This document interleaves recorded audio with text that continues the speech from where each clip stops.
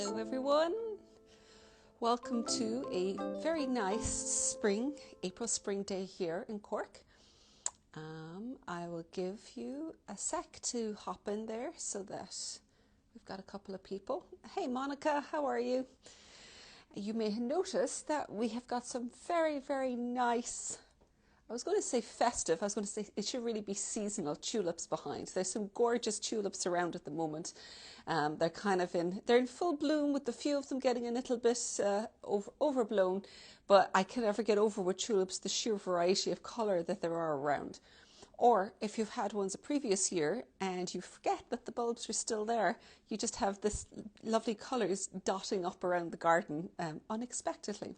So anyone who's joining me today, you may or you may not know, over the last couple of days, I've been asking for a few questions both here and in our Facebook group to basically generally ask about what you'd like to know about garment fitting and sizing. Hi Susan, hey Liz, how are you?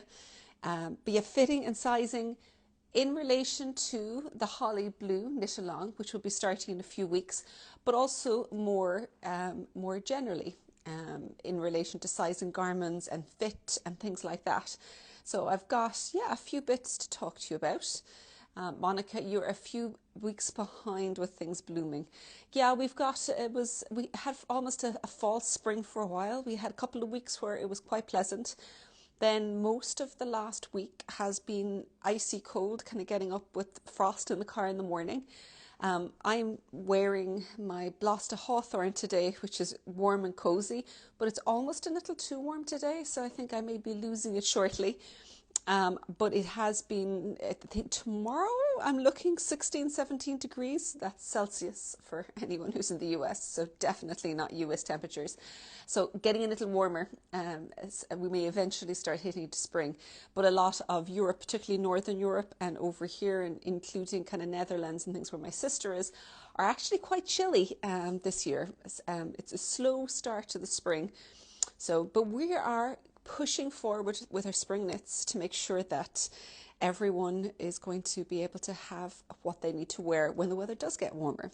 So if you have any questions that are not being answered as we're going through, or ones that you think that I haven't been sent in yet, pop them up in the comments here and I will make sure to answer them as we're going through. So the big thing we're talking about with garments is of course sizing. And a lot of you, some of you may know all the different moving parts to sizing your knits, but I'll just kind of go through a few of them just to make sure that everyone is on the same page. The first thing you start off with, there's two sets of measurements. The first one is obviously gauge. Now in the Holly Blue cardigan, you can see here, there's both stockinette stitch gauge. So you've got the main body of it here is stockinette stitch, and then a portion across the yoke is going to be in a lace stitch. I would be inclined, because of around where the bust is fitting, this is all going to be stockinette stitch. If you're getting gauge in one and not the other, I would be veering towards the stockinette stitch because that is more important in terms of fitting it. The other question that's kind of been coming up a little bit with the knit along and with the discussion is, how do you measure the gauge with lace stitch? And it is a tricky one if you have only done stockinette stitch, because if you're doing a gauge swatch, first of all, I know it says 4 inches, 10 centimeters. That's the amount you're measuring across, but you make it bigger. So what you do is you'll make something that is about 6 inches, 15 centimeters across, give or take. Then you take something that's 4 inches wide. This is for stockinette stitch.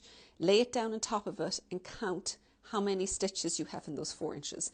If you're matching it, then you're good. You don't have to do anything else. You're flying.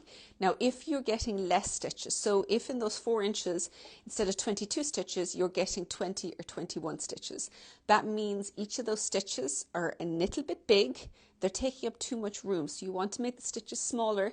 So you'll want to try a smaller needle size, or possibly a needle type like metal or versus wood that gives you a tighter gauge. So I would often suggest trying both of those, because for some people actually working with a different fibre for the actual needle type itself can make a difference. So that's for the stockinette stitch gauge. If it's on the other end and you're getting a lot more stitches over those 4 inches, then what you actually want to go look into is you're going to want to make the stitches bigger. And so to do that, you're going to want a bigger needle size. So that's how you kind of figure out which one you're going with. So the main thing is you measure across 4 inches, not the stitches, because that will actually confuse you. It's like measure 4 inches and see how many stitches you have in those 4 inches. Now, lace patterns and, all over cable and things like that are a little bit different because it's hard to see where each of the stitches are because you've got decreases, you've got yarn overs, you've got a lot of stuff going on. One thing that you can do very easily though is you can measure repeats. So what I'll do is I'll take, like, from the start of here to the start of here is 1 repeat. From here to here is another repeat, and then the next one is here. So basically from the start here to here, you're going to have 3 repeats. Now each of those repeats in the stitch pattern is 8 stitches. So that will be 24 stitches. To get your 22 stitches per gauge, for that you can actually measure it. What you'll do is, for the stitch pattern, you should be seeing 22 stitches equals 4 inches. So for 24 stitches, what you're going to want to see is 24 multiplied by 4 divided by 22, which is going to be 4.36. So just a little over 4¼ inches. And that is the easiest way to do that, because that way you don't have to worry about the yarn overs, you don't have to worry about the decreases, you're just going to count what you can very easily count, which is in actual stitch pattern repeat. Now I will kind of write that down here when I'm talking about it, and also when I'm kind of going through in the actual pattern itself and knit along. I usually will give details of how you can modify your gauge, how you can check gauge for things like the lace. But that's how I would actually do it with the lace pattern, is I don't try to count the individual stitches, I'll just count those repeats as you're going through. So that's the first thing we're starting off with. This is you're going to figure out your gauge. The next one is obviously your body size. So you begin by measuring your bust size. So the fullest bust size, I know there's variations depending on body sizes. Sometimes people will perhaps do higher bust point, but I would suggest just doing your main bust point, and then you can worry about putting other modifications in later. Just start off with that. If you can, get somebody to help you measure it and then kind of go with that. If you've got a very large bust relative to the rest of your body, what you may end up doing is picking a smaller size and possibly adding in a little bit extra stitches just for the bust. But if that is not the case, then just go with the actual bust size. So that's the size of your bust and your gauge. If you've got those two, then what you want to do is jump in and pick your actual size in the pattern. So that's where ease comes in. You've got 2 measurements set up in the pattern the way it's written. You've got the finished size. So that means that if I lay this down and I measure it across, what is the actual number? In the case of this one, it's the 3rd size, so I think it's a little over 39 inches. So the finished size of the garment is 39 inches. Now, if I measure around my bust, it's around about 36 inches, sometimes 35, it varies. So we'll say 36 just for ease here. So my finished size my bust size that I've measured is 36. If this is 39¼ that means the garment is 3¼ inches bigger than my bust size. So that's 3¼ positive ease. And so most garments you're going to want a little bit of positive ease, particularly for cardigans, because if you have it too tight, you'll get a lot of wave. You see, even with this here, as it stretches out, you can get a small bit of wave. So if you make sure that you have enough ease, you're not going to have that problem. If you knit a size that is exactly the size as your bust size, that's one that has no ease. If you knit a finished size smaller, that's negative ease. So that's how it works. And there is no hard and fast rule in terms of ease. A lot of that is personal preference. If you like your garments a little bit snugger fitting, you go for less ease. If you like something that's got a bit more room to it, you go for more. And it might vary from different parts of the body. You might not want a lot of ease in the chest, but you might like for instance, there's quite a bit of ease in the sleeve. These have got a big upper arm, and that's the style in this particular one. So that's where the ease comes in, is going to help you decide what garment size you fit. And you'll also see that there's usually a range of sizes showing. It'll say this will work for garments between 1 and 3 inches for the finished bust size, for instance. So that gives you an idea of where it will fit. So that could mean that if I've got a 36-inch bust, I just wanted 1 inch of positive ease, I can knit the second size, the 36-inch size, and that will work fine. If I wanted to wear it with a little bit more ease like this and go for 3 inches, I'll knit the third size. So either of those sizes will work. They're just going to give me a slightly different fit when I'm actually wearing the garment. So that's how you kind of put the whole thing together. Your gauge that you're knitting that you're going to actually knit with by doing your swatch, your body sizes where you measure the size of your own bust, and then putting that together with the pattern, deciding what you like to wear. Take a look at your wardrobe. How much ease do you like? Do you like a lot of ease? Do you like a little bit of ease? Or it might depend on the type of garment. For summer ones, you might go with less because you're just going to wear a t-shirt underneath, whereas you like lots of ease for the winter because you'd like something a little bit roomier. So those are all the kind of decisions that will help you decide what is going to be the right size for you for that particular pattern. So there's a whole pile of information there for you. So that's the kind of fit one, because so I'm going to kind of pull this up. I know we had a few questions because Jodie was asking, she said that she had a hard time making sweaters that actually fit. So by actually going through those different steps, figuring out from your wardrobe what kind of sizes you want, that should hopefully help. Top down is a big help because you can try it on as you're going by slipping half of the stitches off, putting them onto waste yarn, and it means that if your gauge has varied or if your sizing is a little different, you can tweak it as you're going through, or you don't have very far to rip back if you need to correct something. So top down, if you've been unhappy with sizing, is a good one to come back to. I've got a question here as well. So, Michelle, you were asking, you said you're between sizes. You've got a 32-inch chest. So which size for the knit along is the best for you? And I would hope that the question we were looking at here, an ease, should in fact be quite a big help. So it's going to be basically the smallest or the second size is going to work perfectly for you, and it'll really depend on your own personal preference. If you want it shown as in the actual sizing on the garment with a little bit more, then I go with the second size. If you want something a bit smaller, then you can go with the first size. Wendy, do I purchase extra yarn to allow for gauge swatches? That's a great question, and that is going to vary by designer. For me, when I'm putting my patterns together, I will have an extra 10% added on top of what I've calculated for them, and that's for two things. First one is obviously for gauge, to make sure there's enough to actually knit a gauge square, and the second one is everyone's knitting style varies, and so even a tiny variation over a full garment can potentially create a bit of difference. So there should be enough there to knit your gauge. Worst case scenario, you can undo it and use it. You can always kind of steam it to straighten if it's a little too wrinkly. I often don't worry too much about that because unless there's an obvious problem as you're knitting through it. But there should be plenty for doing that in most of your knitting. Lon, you wanted to know how to work out what yarn you can substitute. All right, so yarn substitution is an interesting one because you can substitute for this particular one. You could substitute a lot of different ones. It will look different, but I actually think that it would still be pretty good. So this is a heavy sports weight yarn, and it is primarily wool. So it's a 60% merino. Now, if you want something that's a little lighter summer-wise, you actually could go with, it's a heavy sports weight.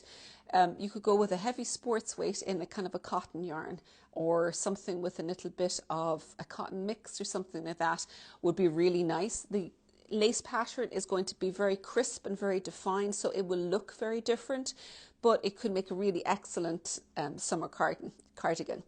The yarn as well, it's a worsted spun, but it's not superwash. I would probably avoid superwash if you can, because it's going to tend to stretch out a bit more. So if you do go with superwash, when you are finished drying your swatch, put a weight on it, like a clothes hanger, something like that, to mimic what the weight is going to do to it, to see how much growth you get lengthwise.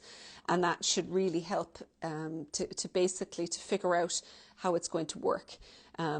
But yeah, my inclination is just stick with heavy sports weight, look for woolly content. You don't necessarily have to have the yak and the linen. If you've got something in your stash that looks like it's going to be a similar gauge, then go ahead and swatch it up. See if you like the fibre, see if you like the way it behaves. You're mainly concerned with the stitch gauge. The row gauge you can adjust because I've given lengths that you work through as you go through this.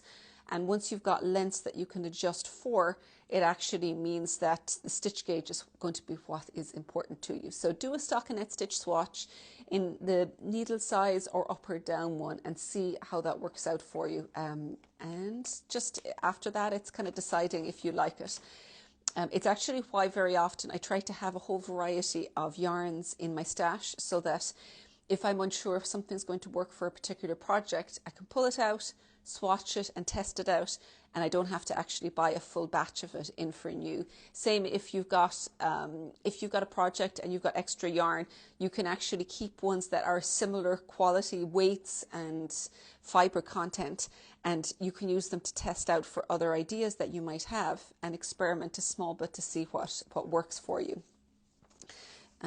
Suzanne was saying this is her first time knitting with Nua, and she wanted to know how you can join new skeins and balls, and if I weave in the ends as I'm working or join them together in some other way. Well, anyone who knows me will know I am a huge believer in doing things as seamlessly as possible, and the same thing is actually included when I am doing the joining new ends of yarn. So I don't like having anything except for the absolute essentials to weave in at the end. The kind of stuff you can't avoid are where you start and where you finish, the underarm seam, and obviously where you've picked up button bands and having extra ones here. But those ones you can't avoid, but all of the actual yarn joining in between you can completely avoid.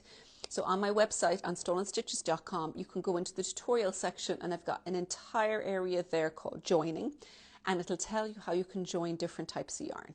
Now the first thing you need to decide is what kind of fibres are in it. So this particular one, I don't have Nua here, but I have another one similar. Nua it's not a superwash and it's an animal fibre. That means it is a prime candidate for a felted join.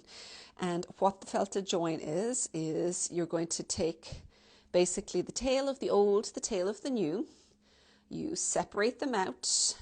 I won't do a full felted join here, but just show you. Separate them out, separate the two out. If you've got a thicker one like this, you may pull some of the plies out to thin it out. Then you just want to layer them up, one layer on top of each other. You'll separate, a couple of inches or so. You layer them like this, wet your hands, and you roll them together, and you will have a felted join. And here we go, Monica, she says, Nua split splices like a dream. It does, it works. It's very, very happy to be. So this is your felted join or your split splice. The split splice is a less elegant way of saying felted join. We'll pretend we're not spitting on it because, of course, most people do lick their hand and then roll it together. You can, of course, use water as well, but the main thing is you want moisture and you want friction. Two of those together is going to give you a nice felt. And then just give it a good twist at the end to try and mimic the twist on the yarn that you've got there. It's not going to be completely invisible, but it works pretty well, and it is far, far preferable to putting a knot in it or having to join in two ends. So it gives you a much nicer join. If you're doing one that has got like a yarn that's plant fibre, something like that, I usually do a Russian join, but you don't need to do that with this. A split splice works wonderfully. I know that Liz jumped in when we were on the Facebook group, and you were probably there, Liz. You were saying that the split splice works very well. Basically, you want animal fibre and non-superwash, and then you're good to go with the split splice. Superwash is not going to work because it literally has to be able to felt. So if you've got a yarn that won't felt because it's actually been treated to not felt, then you can't do that with it. So there was a question that I'd missed at the start. Here it was Sharon. She was asking if you could add more lace to the back, maybe as a column. And the answer is, I don't see why not. The lace panel here,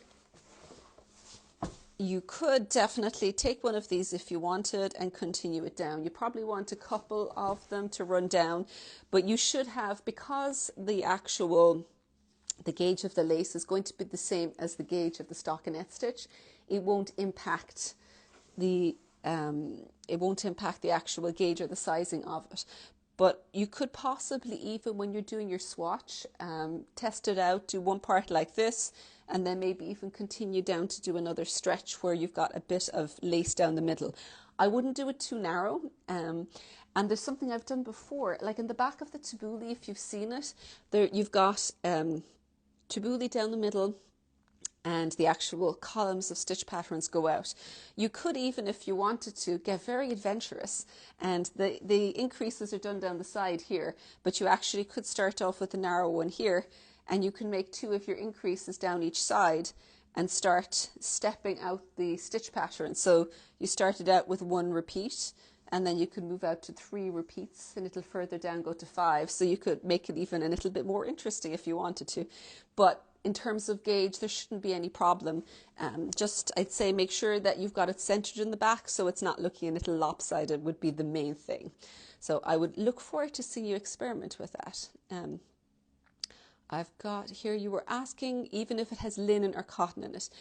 Yeah, the linen and the cotton, obviously the linen isn't going to split splice, and the yak is going to be the same thing. It's an animal, plant fiber. The yak, the plant. Yak is an animal fiber, so that will also felt fine. So you're talking about the 20% linen won't stop the rest of it from felting, so it does join very well. But yeah, like Liz said, if it was a cotton, obviously, no. But it's also the percentage. I think the percentage is small enough that it's not going to cause a problem with stopping that. Now, I did have a couple of other questions here. Oh, this was one. It was not specifically in relation to this project, but Karen was looking at good stitch patterns for hems or edgings of pullovers that will lie flat. She's trying to create a fairly deep split hem for a boxy shape, but she doesn't want the edge to pull in. So there's a couple of different things you can do. When you put an edging on a garment, the main criteria is that it doesn't roll. So you're usually doing something that's a mix between knit and purl stitches so that it's going to lie flat. The ribbing typically is going to pull it in a lot, like bigger ribbing, like 2x2 ribbing will pull things in quite a bit. You're going to get a little less pull in. As you were saying, like the 1x1 mistake ribbing actually is quite a nice flat one. Interestingly, this is what I'm wearing. In fact, this is a mistake ribbing, and it does lie fairly flat because while there's a mix between knit and purl, it's not going to have the same drawing in quality as just having it but 1x1. Because here in the edge, this is a 1x1 twisted. It's quite short, so it doesn't pull in too much, but it does have a little bit of a drawing. But I pulled out a couple of little swatches that I have here of different types of ribbing. So here you have most of these are almost the same width, but they have quite a difference in how much they pull in. You can see that this is a 2x2, 2x2 lace type ribbing, and it's got quite an accordion effect. Same with this one. You kind of see here that they are quite similar width-wise. There's not much difference between the two of those, but they would have what I call an accordion effect. So if you didn't want those to pull in as much, what you probably end up doing is possibly adding increases before that, which counteracts the effect a little bit of the edging. So I'd be more inclined to choose different edging. This one is a 3x1. I'll put that up in front of these. Let me show you width-wise the 3x1. You can see it doesn't pull in as much. So by making it still have a little bit of knit purl, it is going to keep it nice and flat, but you're reducing that pulling in a little bit. So that works pretty well to not draw in. But really, if you want to have no pull in, different kinds of ones like double moss stitch, moss or seed stitch, or even garter stitch. Oh, this is another lace one. Those ones are far and away the widest. In fact, they're sometimes going to be even wider than your work. But this kind of edging, if you don't want any pull in, are going to be your best bet. Or even, like I said, garter stitch, which I'll sometimes pull in for the edge because it will have the same thing where it won't allow it to curl, but it doesn't have the same draw in as you're going to get with something like a ribbing. But yeah, the keeping away from the wider ribbing is going to reduce that pulling in effect. I think I may have answered most of the questions. I'm going to kind of open out to all of you over there now. So if you have another question in relation to garment sizing or the knit along itself and things like that, just shoot it up here. If you're watching this after the fact, I'll try and come in and answer it, or else if it fits better, I will jump in next week and answer it in the live next week when we're going into it.